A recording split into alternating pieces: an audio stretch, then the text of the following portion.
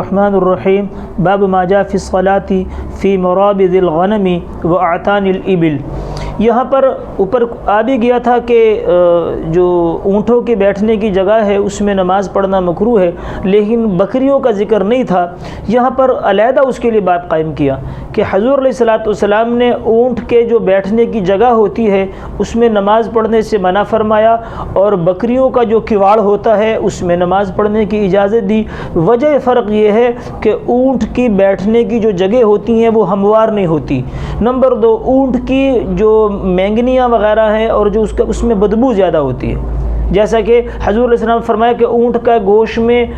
بدبو بھی ہوتی ہے اور چکناہٹ بھی ہوتی ہے، تو فرمایا اونٹ کا گوشت کھانے کے بعد ہاتھ اور منہ دھو لیے جائیں۔ اور بکری کے اندر چونکہ ان کے میں بدبو بھی نہیں ہوتی، بدبو سے مراد وہ بدبو نہیں ہے لیکن اس میں ایک عفونت جس کو کہتے ہیں، عفونت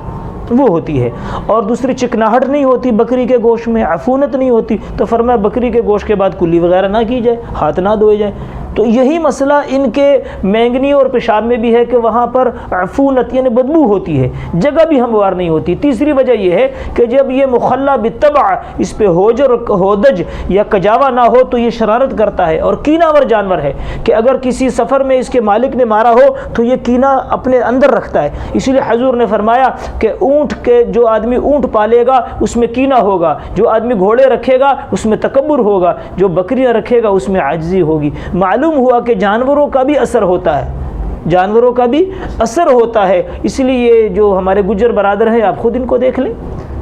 کہ کیا حال ہوتا ہے بیچاروں کا۔ تو بھئی یہ ہے کہ جانوروں کے یہ اثرات ہوتے ہیں، تو اسی لیے آپ نے منع فرمایا۔ اس کے بالمقابل بکری کا جو ہے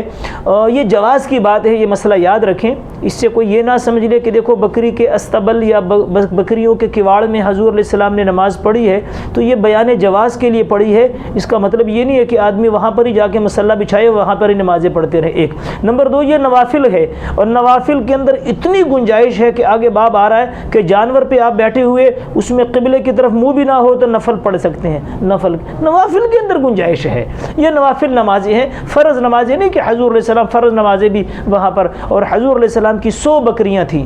آپ علیہ السلام کی 100 بکریاں تھیں۔ تو حدیث میں یہ ہے کہ آپ علیہ السلام ان کی جگہ میں، ایک تو وہ جگہ ہموار ہوتی ہے، نمبر دو وہ جگہ روزانہ صاف کی جاتی ہے، نمبر تین بکری ایک عاجز جانور ہے، عاجز، اس سے کوئی نقصان نہیں ہے، تو دل جمی نماز میں ہوگی، بے فکری ہوگی۔ چوتھے نمبر پہ یہ ہے کہ اس کی جو مینگنیاں وغیرہ ہے اس میں اتنی بدبو نہیں ہوتی، سمجھ میں۔ اور لیکن یہ مسئلہ یاد رکھیں، اس سے کسی کا ذہن یہ نہ چلا جائے کہ دیکھیں معقول اللحم جانور، جیسے تین امام اس کے قائل ہیں، امام مالک اور امام احمد بن حنبل اور ہمارے امام محمد رحمۃ اللہ علیہ، وہ معقول اللحم جانوروں کے فضلات کو پاک کہتے ہیں۔ تو یہ بیان جواز کے لیے کہ کوئی ایسی جگہ ہو کہ پاکی کی اور جگہ نہ ہو نماز کے لیے، تو پھر فرمایا کہ ان جگہوں میں جواز ہے، بشرط یہ کہ کوئی موٹی چیز وہاں پر بچھا لی جائے۔ تو پھر بکریوں کے کواڑ میں نماز پڑھ سکتے ہیں، اس میں 4 چیز جگہ ہموار ہوتی ہے، بکری ایک عاجز جانور ہے، ان کے پیشاب وغیرہ میں بدبو نہیں ہوتی، اور یہ نوافل کے لیے حکم ہے، فرائض کے لیے نہیں ہے۔